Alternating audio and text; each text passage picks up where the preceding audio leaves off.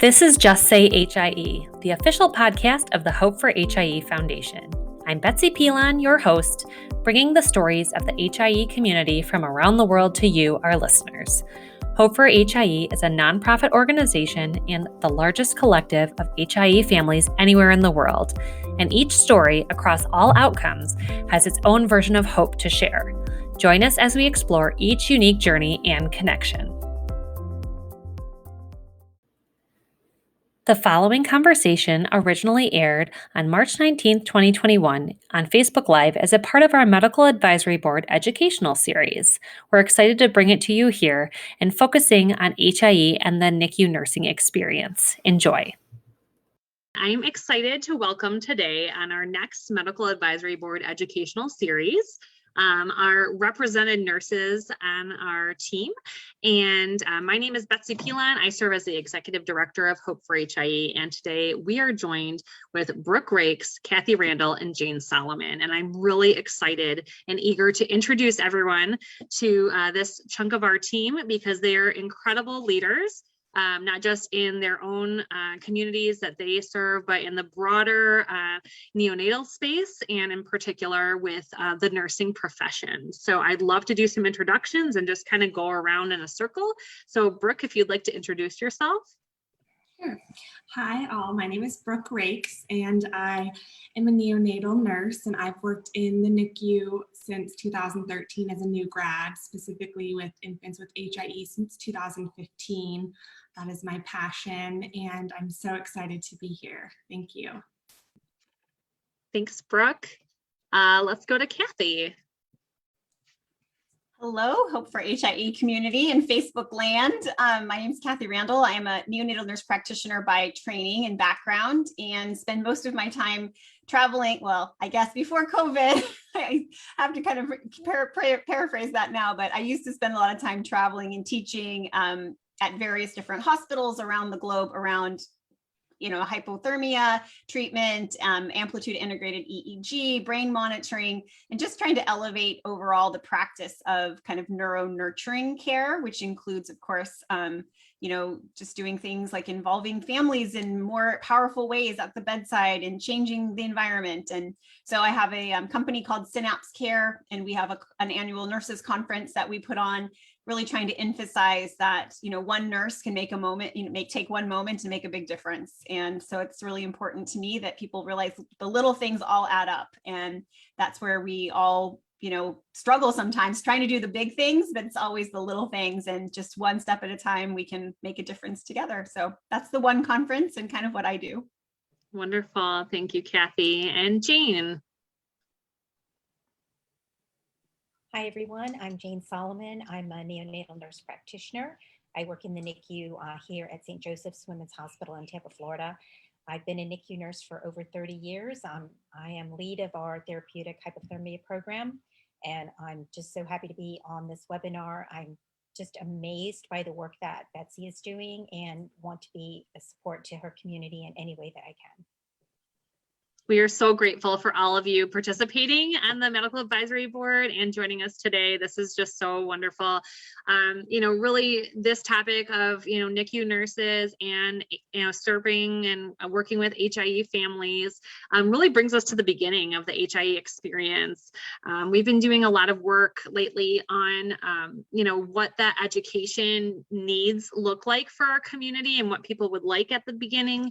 And you always rise to the top of, I would say the keystone providers for our kids and the people that spend the most time, a lot of times educating families in those one moments, in those, in the, educating what you're doing and why and what to expect and all of that, because you're on that shift for the entire day or night with these families and with our families. And I, even almost 9 years later, the relationships that I have continue from our own NICU experience. So I know just how important all of you are, and how impactful you are to our families.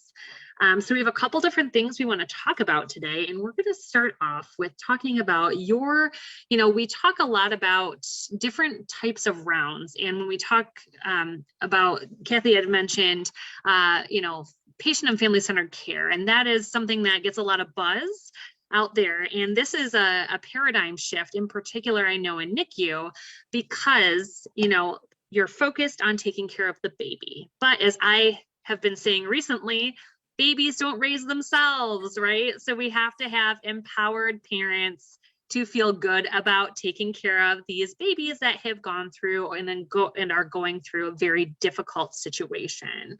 So I'd love to hear about, how you set up rounds and involve families, and then, managing, taking care of, that whole situation.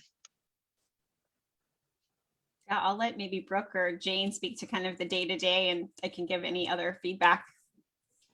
Great. This is Jane. I can speak to that. So with our HIE babies, our babies that are either undergoing therapeutic hypothermia or being screened for possible therapeutic hypothermia, we have a dedicated cooling team in our unit that is specifically trained to manage babies that will be undergoing this therapy. So honestly, with this just with this interaction alone with you, Betsy, I'm thinking that maybe in our next class, we need to spend a little bit more time on care of the family. We have 8-hour classes where we go over, of course, as you've experienced, like all the high-tech parts of cooling. You've seen the critical, understanding how to read the monitor and all of that. But I think we could honestly do a better job with our families. We do have separate huddles apart from our main rounds in our NICU for our therapeutic hypothermia babies. And physicians do tend to have a select group of physicians who are more comfortable and managing those babies. So we do have dedicated teams and dedicated physicians that are more comfortable and confident in speaking to the families. And I will say our program has been in effect almost 8 years now. So our bedside nurses are getting much more comfortable engaging the families. I have to say honestly to the community, when we first started doing therapeutic hypothermia, it's a lot for clinicians to take on. There's a lot of moving parts to that. And our initial focus is just making sure we get all that right. That we have the correct temperature for the baby, that we're getting the correct labs. And that's kind of like the whole hustle for the first 12 to 24 hours, as you know. But then as time moves on, I know a lot of facilities have considered and do have protocols for holding during therapeutic hypothermia. We currently don't do that, but these are all things that we can consider. So I'm learning a lot of lessons from you. And I feel like once a team sort of has like the process and protocol under their belt, they're more inclined to include the family in the care. But I would also encourage any families that are listening to advocate for that and ask for that, because sometimes admittedly as clinicians, we're really wrapped up in the medical component of it. And if you just say, hey, could I change the diaper this time? I'm sure you'll get, of course you can. Just wasn't on our radar. So I apologize for that, and just know that our heads are somewhere else sometimes in that kind of what we would call like a very crisis situation where, as we know, we want to get these kids cooled as soon as we identify them. So that's kind of our tunnel vision at first. I hope that's helpful. Definitely. And I remember particularly the binder of protocols for the HIE kids, and they're like, this is what we go through because it is so extensive. So I think there's, when we learn that too, we're like, okay, you do your thing, we'll do our thing. But I think we could be better at communicating that. I know that as a brand, when I was first starting cooling, like I said, I was tunnel vision, and we literally do have a bedside binder that says to the nurse, just chill out, keep calm. You can do this. I mean, literally, we're talking to ourselves through it. And I think that we feel a tremendous amount of pressure, and good pressure, that we know the sooner we get the baby on the blanket, the better the outcome. But I think we could always bring someone else in to say, hey, let me manage the family a minute and let them know for the next couple of hours, you're going to see your providers very busy with the baby, but do you have any questions? Can we offer you some support? And we actually have a brand new role now, a new advanced practice nurse that is dedicated to our cooling babies. This is brand new, just in the last week. And I've always wanted that. And it couldn't be more timely that we're talking. So she is spending more time with the family, not only during the cooling part, but I'm sure as Kathy and any other provider on the call will agree, post-cooling is just as important. I mean, we want to maintain normothermia, et cetera, through all of that. So I think it's great if you can dedicate someone to follow these babies even after the 72 hours. Absolutely. Yeah, Brooke, I'd love to hear your experience. Wow, Jane, yeah, I echo so much of what you have spoke about, but from my background, still being bedside clinician, I think a lot of times in the initial admission process, like Jane said, we almost have one nurse that's only focusing on the cooling aspect. And then this is just kind of our practice for our unit. We always have someone do a touch-in with whoever, whether it's a support person or the dad, whoever's coming with the baby, just making sure that they are like that dedicated person for that family member or support person. And that seemed to work well for us, whether it's, a micropreemie or a baby coming down for potential hypothermia. So that's something that seemed to have worked well with us. I'd say for where I work, we've been cooling since 2008, but we didn't start our NICU program with our specialized nurses and our EEG techs and our neurologists and really honing that in until 2012. So I think now that we've been in this far, it's kind of at the point now where almost engaging families is something that we're really pushing for, and that's been going on the last few years. And we did recently switch over to a cooling blanket where parents can hold. So that's been really new. I think I've helped maybe 5 families, and it's such an rewarding experience to have them hold so much earlier than before. We'd have to wait, post-cooling, post-MRI. So it'd be like 5, 6, 7 days sometimes before they get to hold. So that has been really rewarding. And I'd say as far as rounds where I work, the grand rounds are something where it's closed, the unit is closed.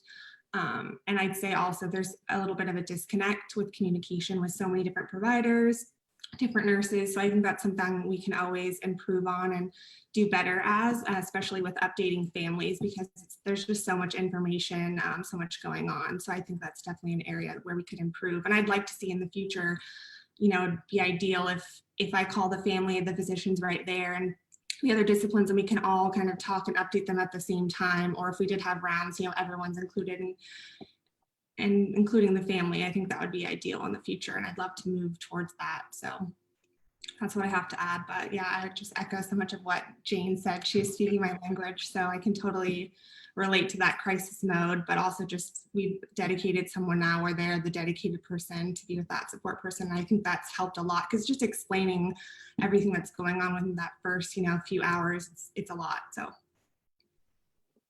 Absolutely. Thank you, Brooke. And then I guess, Kathy, I'd love for you to chime in, because I know you do a lot of this education, and this is a huge, passion of yours as well, from your more global perspective of, talking to literally hundreds of, of nurses around the world, where you have kind of seen this move towards as well in your work. Yeah, absolutely. I mean, I think I echo everything that Jane and Brooke have already said, and how important it is that, I think many of us, maybe and for families, they don't realize that hypothermia is kind of still a new thing. In the grand scheme, neonatology alone is kind of a new thing. And so this is one of our newer therapies. Yes, we've had babies who have HIE in our units, for decades, but really being able to provide a treatment is still kind of new. And so we do really depend on using those checklists. And because gratefully it doesn't happen every day, but it happens frequently enough that we know it's something that it's so important. And so we want to make sure that we're getting the procedure done. So I think just giving that context too of, in the span, like Brooke said, they've just been doing it really since 2008. And many of the studies wrapped up, even there are a couple other studies that continued on until 2012 and 2013. So we're still evolving this treatment as well. So I think we're doing our best to deliver what we know can be really life-changing as quickly as possible. But we all know from decades of work how important family-centered care is. And And in the NICU, we did focus for many years just on that small baby and that long-term admission and how important that is. But, you know, these babies who are term and who have these issues also need the same care. So, you know, I always say every NICU really is a neuro NICU. These little brains are growing everywhere. And the same things we would do for a small baby, we should be doing for our HIE population and really any admission. And so there are some special, you know, circumstances and traumas that do bring babies to the NICU for cooling, particularly, but I think the tenets, I love the paper that Dr. Alexa Craig published from Maine Med, where she interviewed families and grandparents, you know, up to several years after the cooling experience. And I think that really highlighted, you know, like Jane said, give the families that role back as soon as possible. Give the families those things that they can do for the baby. Mom pumping, and we just had a great webinar this morning, Jane and I, about, you know, that, you know, getting colostrum and getting that oral care as early as possible, those immune therapies that we can give, you know, just those little things that are the things that only families can do, you know, talking to the baby and singing to the baby and, you know, being that emotional support to the baby, you know, as much, it's a bi-directional relationship. So I think all the things we've learned and leaning on Dr. Craig's work of just getting families involved, open communication, as Betsy has said many times, you know, to tell it like it is. Don't give me the information I need to understand where I'm going. So that's all really, I guess, that I would add is just, it's more important. We need to hear the voices of parents to know what we're doing right and to know how we can do it better. And as we get better at the procedure and it becomes, I don't think it will ever be a standard. I mean, it's a standard, but it's in the sense of we don't do it every day, thank God. But so it will always be a high intense moment for us to make sure we're doing the best that we can do to save that brain and to put back together the puzzle pieces. But we need to communicate that and be partners right from the beginning. Yeah, a lot of this talk that, you know, we're advocating for, certainly, and that, you know, throughout all sorts of things with the continuum of HIE with our families, is that, you know, that relationship building, and it all starts early on. And how do you do this to build trust? This is, like you said, and we've said before, this can be someone's first experience with acute care, an acute care setting. So a high level care need. And in particular, you know, families that, you know, experience HIE, it is a lot of trauma. This is, you know, typically they're not expected to have these complications. And so you're thrown into this situation, and there's such a learning curve of what a high level care situation looks like. And you're really leaning into these teams to provide, you know, optimal care and the best care for babies and for families. And it's just unique because it's the start of life for these families, introducing this new family member. And you know, it's a really hard moment. I mean, I recall having Max in cooling, and, you know, he's got tubes and wires everywhere. And Mike and I were a little bit in our own little world of denial, I think, of understanding the severity of everything that was going on. But, you know, even just having someone say, hey, you guys are parents. This is a wildly crazy situation you're in, but enjoy this. Try to, you know, have a moment of joy that, you know, you did it. You got through this pregnancy to here, and we're going to do our best to make sure that, you know, we can do what we can do for your child in this situation.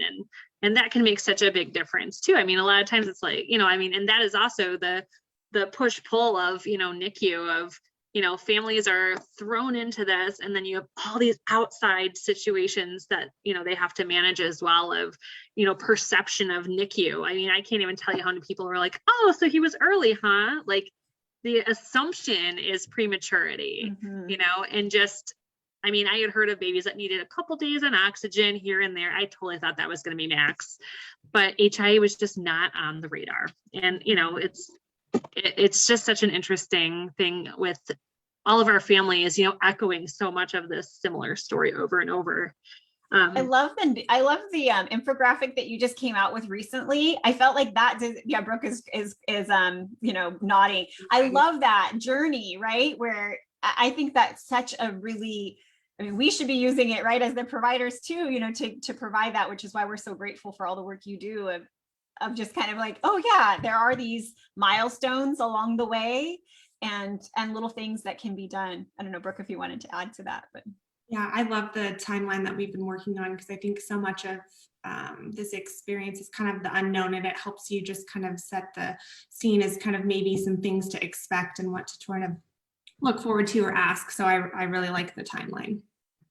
Yeah, that was a really, I think that was a great example of that multidisciplinary collaboration as well, because we worked with our families, we worked with our medical advisory board and had everyone kind of give this global input of what are these keystone moments, what should we be talking about, how should we say it, and that has been very well received. I mean, now we're getting it, we've translated it into 6 languages and we've had requests for 6 more. So, wow. I'm excited. I think it's a easier piece for people to use to disseminate information and educate families. And, I just craved and I have a healthcare marketing background, and I created patient education materials for the health systems I worked for. And like, I craved that piece of paper to say, like, when, rounds are over or whatever, I can go back and go, okay, I have a grounded something to hold on to. And then also know that there's a whole community of families that when I'm ready, I can join if I want to. So that's really the impetus behind that, but I'm really happy with how that turned out. And yeah, it was another great example of that interaction of how we can all work together for the common goals of connecting families and caring for them. Speaking of caring for families, so I'd love to hear each of you, because you have this, wonderful cache of experience, how you've seen things evolve. We talked a little bit about it, but I'd love to hear, especially Kathy, and I know this from, just studying the history of HIE, the past 10 years in particular, or I guess it's 2021 now. So yeah, 10, 12 years have been a huge growth curve for treatments and attention and research for HIE. So I'd love to hear kind of all of your reflections on that. You want me to start, or go ahead? Sure. I'm happy to have anyone else wants to start. I personally was just one of those nurses that was interested in baby brains from an early time and was in the right place at the right time at the right meetings and in the right units to learn about cooling and to learn about, this kind of new, this new treatment. And again, I had been at the bedside and taking care of babies with HIE for decades, a decade maybe at that point, and who didn't have any of these treatments. And we knew how devastating the disease was. And so, I was anxious for the studies to happen. We were, it was really exciting. And many studies are still continuing. So we know the story is not finished at all of what else we can do, but we've learned a lot more about the disease. And it's been amazing, I think, to watch the evolution of it, starting out in randomized control trials, moving into clinical practice, discussing whether or not, it's so hard. And when I give lectures, sometimes it's when we talk about, that we didn't actually know if it was going to work. The animal models were promising, but we really didn't know. And it was frightening. It was honestly frightening to deliver this in randomized control trials because we just didn't know. And we hoped that what we were doing was going to make an impact, that it wasn't going to cause harm. And so to know that after all those many years of research, that it did end up being a treatment that could be provided, it can be provided around the world with relatively low cost. And so that's fantastic, because we know HIE is a global problem and that treatment is sparse in many places. So it has been an exciting time. I feel lucky to have, to have been in the right place at the right time to learn and to watch and to be able to support units as they've, moved into making this part of their standard of care, and continue to be involved in, through some of my work at some of the research that's continuing on. But it is exciting, and it's not everywhere yet. So cooling is definitely something that is offered pretty widely here in the States. We don't miss a lot of babies anymore. We do miss some. But there are other parts of the world where that's still not true. And so there's still a lot of work to be done for that.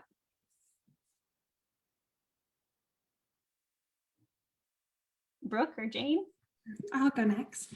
I will say that when I started as a new grad, where I work specifically, you have to be a nurse for 2 years, apply, get hired, and then take a course before being able to work with the cooling machine, the EEG, things like that. So I knew as a new grad, it was something I was very interested in. And it's been pretty amazing just how within my own facility, how it's evolved, and how not only now we cool a lot more babies than we did at the beginning, but also, you know, now we're getting babies from other hospitals that are being cooled, and that's initiated at the outlier hospital or even on transport. Like I mentioned earlier, now we're holding. So, and I think we're even, we've been doing it since 2015, 2016, where we're screening for 6 hours for some of our babies that are, you know, borderline that maybe would have been missed. And we're now even adding additional follow-up where they still get high risk infant follow-up, even if they're not cooled. If they're screened, we still follow up. So I just feel like watching that evolve has been amazing just within the 8 years that I've worked as a nurse. So I'm just excited for the future, and yeah, what else we can maybe even add as adjunct therapies to cooling as well. So Betsy, I wanted to just tag on to what you had said earlier about, you said, gosh, I wish we could just take a moment and celebrate being parents.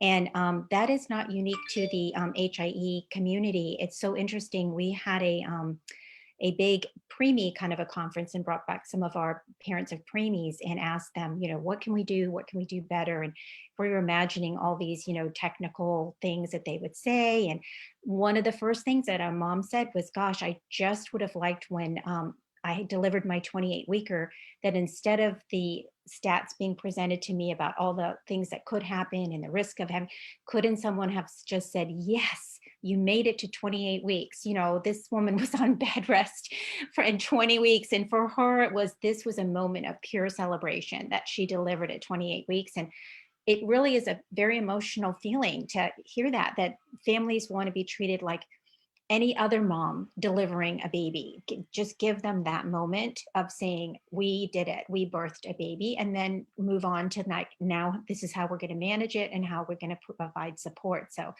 I really take that to heart. And to all the Facebook families out there, we need to be reminded of these things. So I appreciate the community beyond the medical community giving us these tips, because that's not a difficult thing for us to do. Just sometimes we forget, and our brain is, you know, on the cooling and on all of those things. And we're celebrating with you too, but we're just focused on those other pieces for the moment.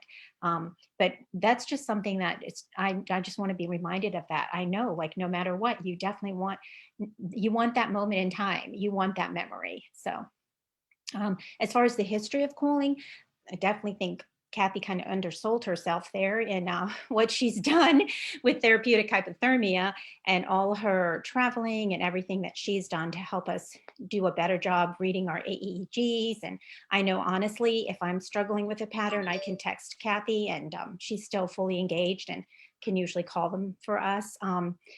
I'm just excited looking to the future. I love it that we are now screening for 6 hours. That's really interesting, Brooke. I didn't know that you guys followed your kids even if they didn't cool. I think that's tremendous and really smart, because, you know, mild HIE is still not normal. And I think with follow-up, we can do a better job with that, if letting parents know, even though your baby wasn't cooled, there was this diagnosis. And like Betsy's always said, we want to know, because we can mitigate a lot of things if we give parents the information to follow up. And so many things can be treated if they're caught early. So, and then lastly, you know, I do a lot of work with Florida Neurological Network through Mike White at UF, and he kind of collaborates, which Kathy can talk about, with the Newborn Brain Society. So just hope for the whole HIE community. I mean, while we are definitely working on identifying these kids early through biomarkers, et cetera, there's still a lot of work being done to what can we do post-cooling, and, you know, how do we better serve these children as they come up with the events that, you know, the diagnosis and things that are kind of new to us, because we've only been cooling for the last 10 years. So these kids that are now 10 years old are kind of telling the story for us as to what to expect. So for that next kid that comes along, thank you to the 10-year-old and that family for bringing to our attention some of the things, the problems, and what we could have possibly mitigated early. Thank you to each of you for sharing all of that. That's definitely, again, the affinities as we come together. I mean, that's what we've seen. Our network has been around now for, we're going on 11 years of families just, sharing information and connecting. And so we've seen a lot of these trends that now, clinicians and researchers are like, oh yeah, we should look at this more and this more. And it's a wonderful time for all of us to come together. And I think this is just, how things are going to go from now on, which is just so wonderful that this is happening, because we know that, when we all come together as that multidisciplinary team, that we can, move forward and, improve the quality of life for all these children and families impacted by HIE. So the next question will be, speaking of collaborating, just touching on how we can do that. So whether that's improving education in the NICU at discharge, and what that looks like beyond. So I'd love to hear your thoughts about what, kind of educational things you have currently, or, Kathy, like what you've been working on to educate people to do with patients and families, and then, what we can look at moving forward, what the future should look like for these families.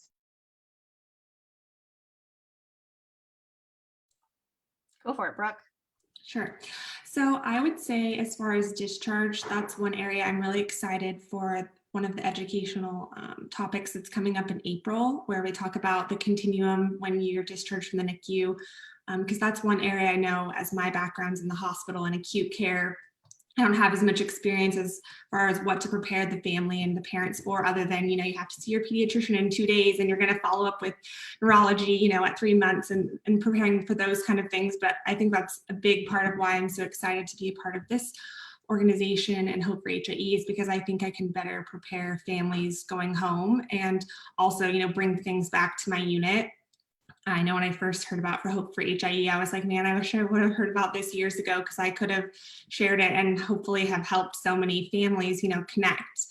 And I think also moving forward, I'd really like, that's in one area I think we could really improve on, as far as preparing for discharge for that next step, that it doesn't just end with us at the NICU, but kind of what they can expect moving forward. And I know that's an area that we can work on.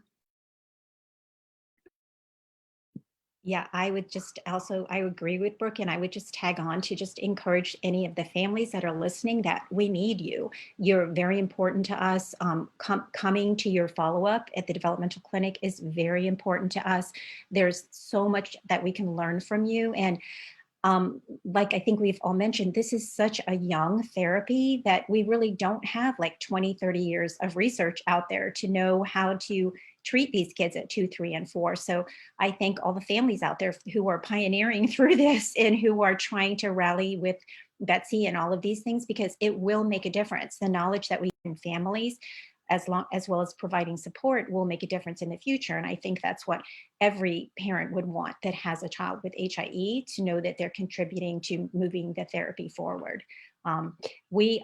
I think I mentioned on the noon call that we're so excited. We actually just began our developmental clinic. We had our very first baby last week. And because it's new to us having a NICU follow-up, we are starting just with our HIE babies, which is so exciting for me. And I just can't get to the website fast enough to download everything that Betsy has there for our families. But I feel like that's just there's so many wins with that. And I just want to encourage families that, I know a lot of families leave the NICU and they think, gosh, what can I do for the nurses? You know this, Brooke, and they want to give you gift cards and bring you food, and food is good. We love food and chocolate and all of that. But what we love the most is you coming back with your child. I mean, right, Brooke? Like, that is the biggest win of all, to see your child thriving, to see you thriving, and however that looks for your family, and coaching us through how we can help you. So that is the biggest gift that you can give us, is to come back and contribute not only to our emotional health, but also to the research for these kids and their families. We also have a little graduation for all NICU discharges every year in the summer, and it's become a huge event now, but it's so rewarding when you run into families that from 5-6 years ago and just see how the progress. So really rewarding getting to see them again. I know we've attended, we haven't in a couple of years and obviously COVID, but the NICU reunions have been so wonderful. We've attended them each year we've been able to, and it's just, and when we talk about trauma, and I read this a couple of weeks ago, you talk about, wanting to give back, and it's true because we build these, these acute experiences. I kind of relate them to like summer camp in like a really traumatic way. You bond with these people that you're with for this like acute time in your life, and then you go out into the world, but you want to maintain those contacts. And in this case in particular, it's really meaningful because these are the people that have helped you through a very scary situation. And so I think, part of that trauma processing is also like the gratitude part to process all of this. And of course, like it's authentically meaningful for families to want to do that because you do such an incredible job. You are the care, champions of these kiddos in the NICUs. And I just love that there's more opportunities for families to reconnect. And I think we also try as a community, I guess it's loaded to talk about outcomes because in our community, people can't help the outcomes they have, right? And we just find, and I'm excited for HIE Awareness Month next month, because what I love is we get to showcase the full gamut, because all of these babies, regardless of how things turn out, have amazing families, they're amazing themselves. And we look at kind of shifting what that looks like. And, when we talk from the support angle in our community, and this is where like, I really see a lot of potential for further education when we talk about bridging that gap between, acute care and then, how things are later on. Just learning about the joy that all of our kids bring our families regardless, and how important they are in the world, and what we can do to, improve the quality of life for them, and what barriers we can remove. We have so many families, and this is another thing with early intervention and this developmental, clinic concept, whose kids may struggle and be impacted very verbally, but, one of the things that we can see is when kids can communicate earlier through, assistive communication devices. I mean, they get to reach their own potential. I know many kids that are in, K through 5 right now, and they're, cruising and gen ed, using eye gaze and other communication devices, and have friends and are on, different teams and doing different projects and community living. So there's, I think success stories are a wide range as well of what our concept, can be, because clinically, I think everyone wants that like, unaffected outcome. And we're just not there yet, obviously, with science. I don't know if we ever will be, decreasing the incidence of HIE and improving, treatments and things like that. Obviously, we're just at the very beginning, like you said, of HIE treatments, and the world is, we're, as we know, rapidly developing science can be used for many good things. So, I think as we talk about that, I'd love to hear your thoughts a little bit more about where you see that. And, I know Jane mentioned a little bit about the developmental clinic, but how we can continue to do that work together.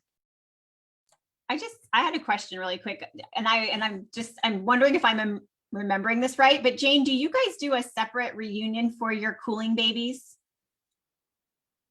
Yes, Kathy, we do, because we feel like that population is just a very unique population, separate from what Betsy's kind of talking about, like the preemie world. So our hospital, our children's hospital, does a every other year NICU reunion for preemies. Of course, the cooling babies are invited, but we felt like this team, this group, and this family was just just had different needs, a little bit different. And the celebration was just a little bit different. The milestones are different. So yes, we did. And it's been a huge success. And as far as Betsy providing community, we were doing that every year up until COVID, and families would look forward to it. They're texting me, when is the reunion? We had a little theme every year. And I don't really even think, I worry so much, like, am I prepared? Do I have everything in order for these families when they come back? Do I need to give a speech? Does our NEO need to give a speech? And you know me, Kathy. And then I realized the families just want to come show their children to us, chat with each other.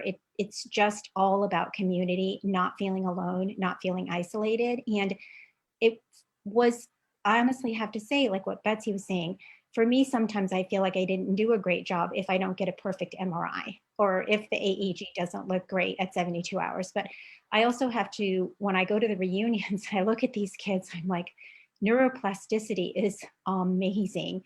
And a parent's love is the best drug of all time. I sincerely mean that. Kids that we thought, oh gosh, this is going to be a challenge. These parents, they rise to the occasion, and the love and time and follow-up that they give the kids, you can see it truly makes more difference, I think. I mean, obviously we need other therapies, but that commitment, and it kind of took a lot of pressure off me in many ways, because like you said, Betsy, these families, they love their child, whatever the outcome, they truly do. And that child brings them a lot of joy. And that's all I need. So I think we just need to continue to do that. Honestly, while we are trying to support families, the nurses need the same support, because it's a very stressful therapy for us to provide. And we put a lot of pressure on ourselves, like, again, with like, what is the imaging going to look like? Is the baby, how's the baby going to do? How's the family going to do? So when we see that we did provide the best for you and that you are doing as best you can, it's difficult for all families, even going home with what would be a healthy term baby. So kudos to all the families that are doing that. And to this organization, I think there's a long way to go, even just with these kind of things, Instagram posts, Facebook, just a 5-minute, hey, hang in there. I think you talked about that this morning, Betsy, where you were talking with a family. I'm sure some of those days can be very long, and especially now when we're also isolated. Yeah. I just thought that was such a really unique thing that you guys did there. I'm glad I remembered that right. But I think it is, I mean, we have, like you said, I mean, you said it beautifully. I don't know that I can add anything, but just to say that I just thought it was such a great thing that you guys did. And I hope that if other NICU providers are listening, that they think about that as well. I see Brooke is nodding, so maybe we'll have a San Diego. Yeah, and bringing it back. My unit after COVID.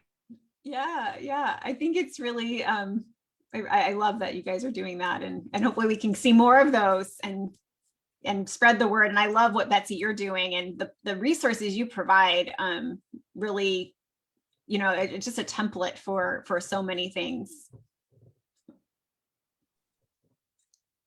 Thank you, all of you, for sharing this. I'm going to open it up for anyone watching if you have any questions for our panelists, but I did want to just mention too, Jane brought it up, the mental load that this does take on our care providers. And I want to make sure that that's very, very much recognized. This is a lot of like caring and caregiving, in particular in very acute situations and difficult situations, takes its toll. And so, we're always looking at how we can better partner and better, also advocate for, better things for those that are the caregivers and taking care of our kids and families too. So that's another opportunity where we can, have that affinity, and we're happy to do so. I think when you talked about the bond that happens and the reason that families like to come back for the reunions and why it's so important to us to see them is, and probably most families would agree, it's that unless you've been there, it's hard to really relate. It's why your parent-to-parent connections are so important, because, even if your friend had a preemie in the NICU, the experience is very different. Yes, there are enough crossovers, but I think that's why we find it special when we get to visit with families again. But it's a privilege for us to be there and to be present and to walk beside you. But we also know that nobody else understands it too, like we do, who've lived it there with you, standing by you. And so, it goes both ways, for sure. And I also just wanted to say it's such a privilege for us as providers. And I think that is why it takes a toll on us. I mean, we haven't met you ever in our lives. We have no relationship with you. And then all of a sudden we're involved in the most intimate time in your life, the most personal time, seeing you at your worst time. And we are invading your space. I mean, when else does that happen in your life, that you would meet a stranger and then they're in charge of the most precious thing? So it's a huge responsibility to us, and we continue to recognize that, like, this is a moment in time that no one else gets. So we want to try to get it really right for you guys. And I think just the community, like everything else in life, like the communication is great, but even this is providing great therapy for me, because I'm just glad to be able to talk about it and let the families know how important they are to us, and keep coaching us through it. And we'll keep coaching you through it. I think that's the best way, because there's perspectives from all different sides. Yeah, just to tag onto that, I'd like to say, I think everyone feels honored, especially with COVID. There's such limited visitation with other family members, and so they don't even really get a glimpse into the experience. And it's just an honor to be there and to care for, these infants. Yeah, they just touch my heart. So I feel like, especially now, it's like that bond, like we've all talked about, is even heightened, because it's really just parents or maybe a support person, depending on the facility. And so the limitations for visitors, I feel like, has also just added to the load and the severity of the time. For sure. Thank you. This has been absolutely fantastic. And I'm going to close with just a couple things. I wanted Jane, I did want to have you mention, because it just struck me so much. And I think I just want to I want people to hear it. What you did with your first and 100th cooled kids. I want to hear this again. I just have to. Well, I mean, because therapeutic hypothermia is such an amazing new therapy. And we've had, we know that if we catch these kids early, it's such a win. We know tangibly, we can see the results. So 8 years ago, we had our first cooling baby. And of course, that was the very first time we had cooled a baby. And our NIA was there. I mean, everyone was called in from home. We're all surrounding this baby, trying to look like we know what we're doing. Definitely not telling the family this is our first time cooling, like we're just pushing buttons, but reassured Facebook family. We had practiced many times. We were confident. It was just, this is the real thing, real thing mode here. And the baby did very well, and it was a wonderful experience. But then fast forward 8 years later, we had our 100th cooling baby. And at that point, to me personally, it was such a celebration to think that we've cooled 100 babies over 8 years. And I just felt like, wouldn't it be great if the 100th baby could meet the number one baby? That was just important to me, because that family connection, like you're talking about. And for this, and our 100th baby had quite a difficult time, had probably more moderate to severe, and then had some complications later. So I had kept in touch with the first baby, and the family was very willing, of course, like they are, to come back. So we had a photo shoot with our number one baby and our number 100 baby. So it was very sweet. The number 100 baby at that point was 8 years old. He came in his baseball uniform. He's an all-star baseball player. And the number 100 baby, also a boy. So with the parents' permission, we got some pictures of number one holding with the number 100. And it was just the sweetest thing. And these families just for baby number 100, to see baby number one walk in the door, however it had been, with an intact family, that's all they needed. That was the hope that they needed. Like, this can happen. This can be our kid in 8 years. Maybe it won't look exactly like this, but this family is still a unit. They're still functioning, and they obviously feel really great about this.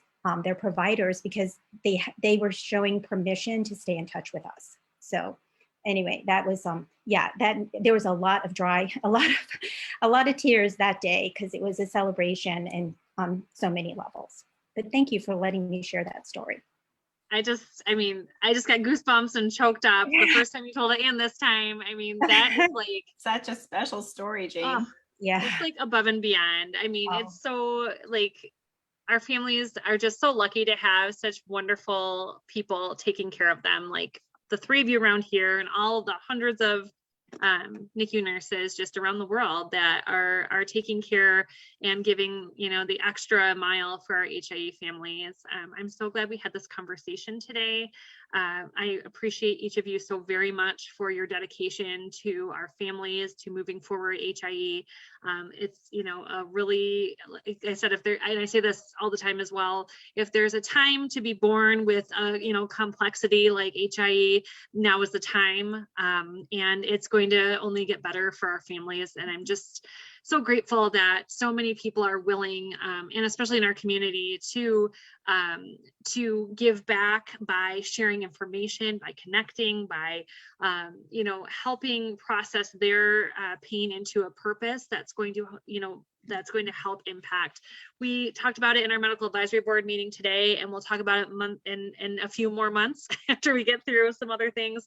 But we are going to be working on launching a patient registry program, like many other organizations. And I think that's really the next level. That's where, a lot of this is going to help when we talk about long-term outcomes tracking and how we can improve that and how we can, intervene when we need to intervene a little bit more for that continuum. And so, yeah, that's next level stuff. And we're so grateful that you are doing it with us and that you're doing the great work in your own communities and with everyone out there in the world. To everyone that has been watching, thank you. And we look forward to the next one. And HIE Awareness Month is coming right up in April. So make sure that you get involved. We have lots of different ways. We have a whole big old toolkit on our website. So check that out. And we will talk to everyone soon. Thank you again, the three of you, for all of your exceptional work and dedication. Thank you for joining us for another episode of Hope for HIE's official podcast, Just Say HIE. If you have a story you'd like to share, be sure to keep in touch. Learn more about the work we do and sign up for our newsletter on our website at hopeforhie.org/justsayhie. We look forward to connecting with you soon, and thanks for listening.